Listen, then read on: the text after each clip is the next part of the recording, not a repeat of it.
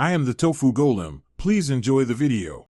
You begin by opening Shortcuts and creating a new shortcut that opens the specific app. This is the action that replaces the icon tap. Once done, tap the three dots to name it clearly so you recognize it later. Make sure to pick the exact app under Open App. If you choose the wrong one, the icon will launch another app. You're setting the functional backbone first, so the custom icon points to a working shortcut rather than the original app icon. Next, you assign the visual.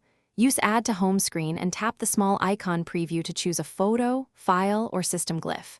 Once you select an image, crop and confirm so edges and transparency look correct on the grid. Make sure to edit the home screen name. Short names prevent truncation. After you tap Add, the new icon appears on your home screen. You've now linked the artwork to the shortcut that opens the app when tapped. To finish, tap the new icon and confirm it launches the intended app. The first run may show a shortcuts confirmation. Tap Allow or Add anyway. If you accidentally open Shortcuts instead of the app, return to the shortcut, remove and re-add the Open App action, selecting the correct app. Make sure to hide or move the original app to the app library so you don't have duplicate icons cluttering your home screen. One quick troubleshoot tip: restart your device if icons fail to update.